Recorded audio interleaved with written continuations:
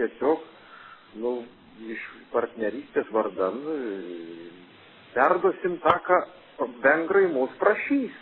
Tiesiog perduosim, ne kaip savo. Ne kaip savo visiškai.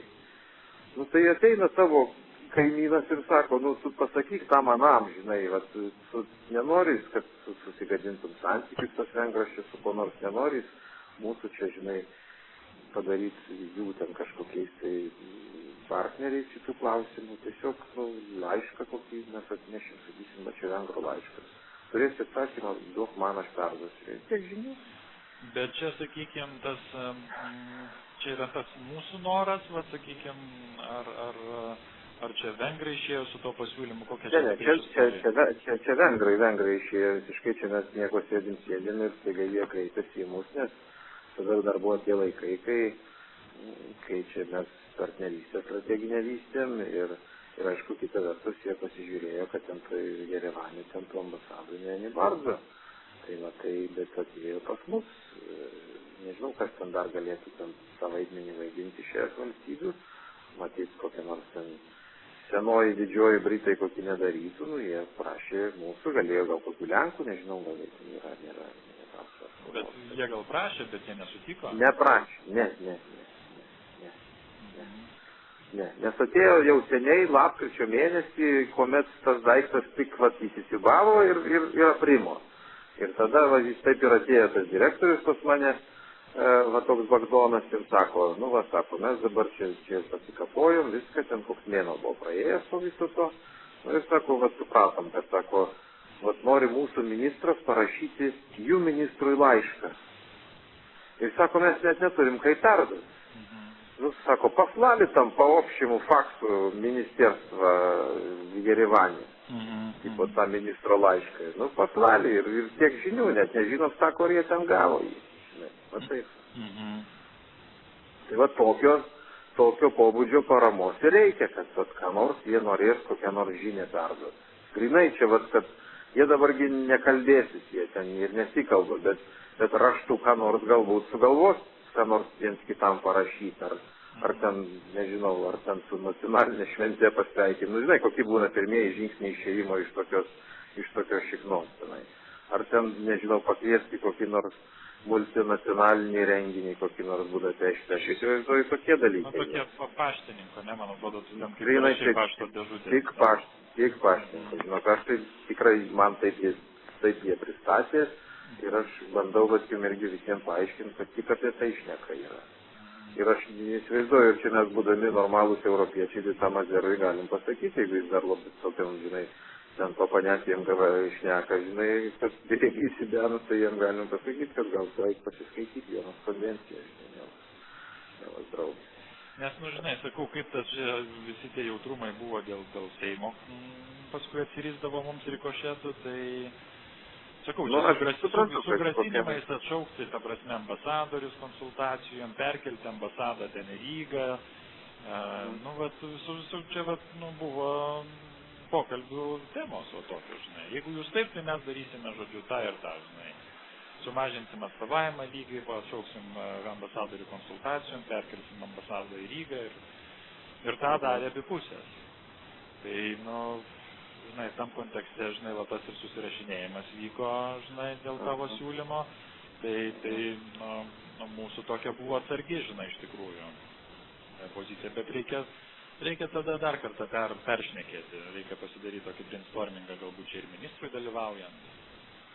Aš supratau, kad Čekuolis su ministru šnekėjo, tik labai gaila, kad ne... Čia šitoj vietoj taip pat vėl, jeigu atvirai, aš piktas visties, nes ten vyko tas Linkevičius vizitas, šalia ten važiavo tas Čekuolis ir į ten, ir jie nieko apšiai apie tai net nežinojo. Aš aišku, čia, žinai, kad dėjau, kad ten kažkur ta informacija nuėjo, aš gal padariau blogai, kad ne Čekuoliui, aišku, to nesusakiau, bet susakiau Leškevičiui, tas ten pripažino, kad jis to savo SMS-o taip ir neparašė šitų klausimų. Tai taip ir liko, žinai, pas Leškevičiui, nors jis neturėjo jokių tenai, žinai, blogų nuojautų šitų klausimų, bet jam iš principo sakė, aš jau nespėjau nieko. Tai va.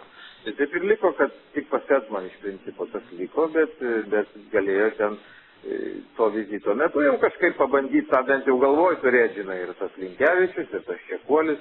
Nu ir kai grįžo jie, aš tada jau, žinai, galvoju, reikia vėl pajudinti tą dalyką, tada vėl parašiau ten žinai, ten tą tunelį ten tą, ir paskui Čekuolis iššovė ten su tuo armėnu, ir tada aš jam skambinu, ir mes ten šnekamės, ir sako, nu, aš čia su ministru šnekėjau, ir čia viską, ir mes čia darykim, tai va, tai taip, kiek žinau.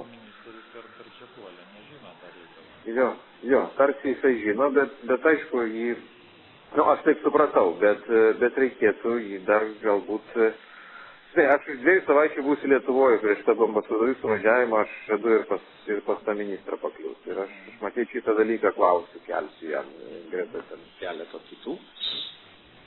O plus, gegužės 7 dieną atvažiuoja vengrų politikos direktorius. Tai, žinai, ir plus, nu, aš čia sėdžiu tam Budapešte, blecha, jau 5 metų praėjo, jau dabar aš pasakiau, jiem perdaviau pirmą tokį, kad Linkevičius, Čekuolis armėnam perdavė, tai tie vengrai apsidžiaugė, o pagaliau čia kažką mes pajudinom. Anksčiau vis laik sakydavau, kad čia, žinai, pagrindinis toks mazas, kad nėra ambasadoriaus ir mes to negalėsim daryti, tai dabar jau tas ambasadorius skiriamas. Nu, kažką reikia vis tiek jau, žinai, apsispręs pasakyti.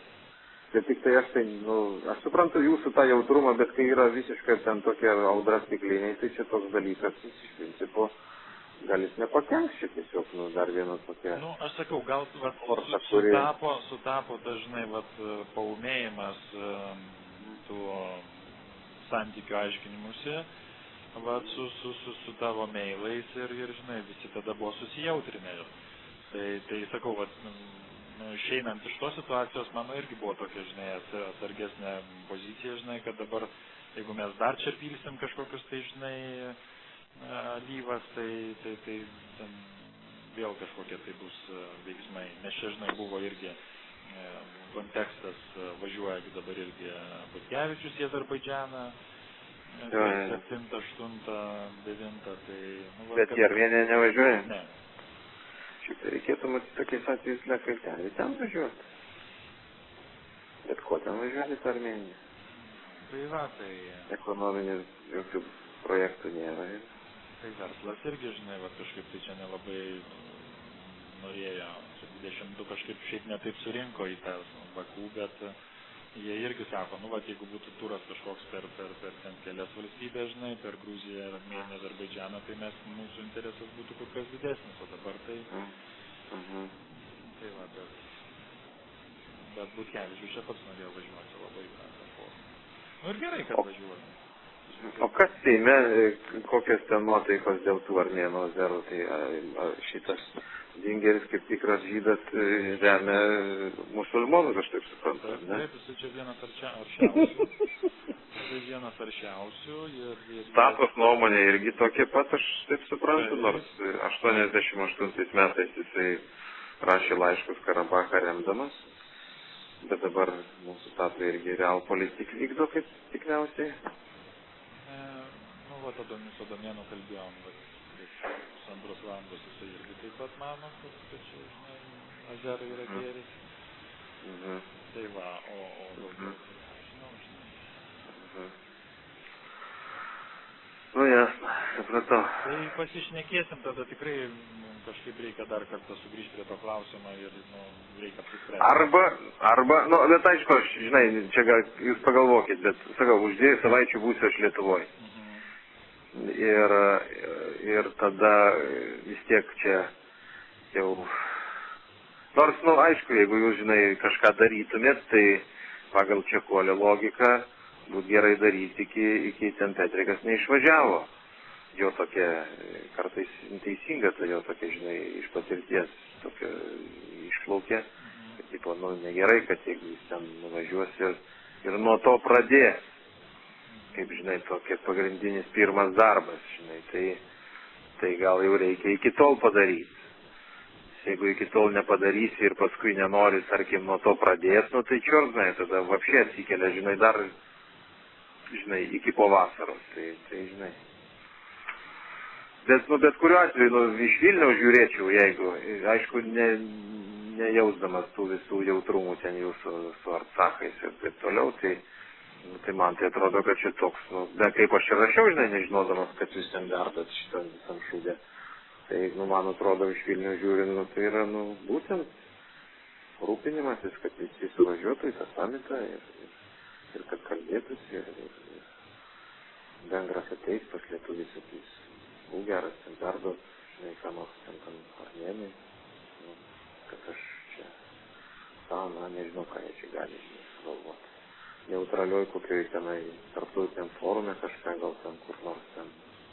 Nežinau, žinai, kaip tokie kokie tie žingsniai. Bet, žinai, aš dabar net negaliu, čia o tu kažką labai. kokiam dienom būsi? Aš nuo 15 matai yra šitų serbų premjero vizitas. Tai aš jau 14 būsiu Vilniui, 15 bus vizitas, 16 vėl būsiu Vilniui. Tai aš nuo 16. Bet paskui nuo 16 aš 2 savaitės bus Lietuvoje. Tai tu atostogausi čia? Nu, komandiruotė. 2 savaitės? Blemba. Nu, čia buvo tokių klausimų iš forumo, bet pramušiau aš tą komandiruotę. Man reikia dafiga visokių paminklų statau, aš pirmininkavimą ruošiuosi. Nu. Ja. Nu tai gerai tada, Renatai, dabar pasibrainstorminsime čia tada vidų dar, bet aš užjaudinsiu jau Edną. Pažiūrėk, tik jūs žinokit, kad kažkokią nuomonę, nes Čekuolis galbūt taip lengvai ir nesusidaręs irgi savo kažkokios pozicijos, bet kažkokią nuomonę Linkevičius, aš supratau, irgi teigiamą turi. Tai jūs tą turėkit paminėti. Gerai, nes aš tau sakau kontekstą, kai va tas susirašinėjimas vyko, tai žinau, čia buvo va tas visas smaigalys pats jautrumas. O tai tu galėjai tokiu atveju man kaip draugui, blėt, numest tokį mailą, kad žinai, dabar čia tokia šikna, tu dabar biškį nevažiuok, nes aš ten ir tą paskutį užgavau, žmogus dabar jos į vaistus grįžęs gėrė ir viskas. Nieko, toks mūsų darbas, čia žinai, mes čia jautrus. Nu, gerai. Gerai, Renatai. Nu, Ačiū.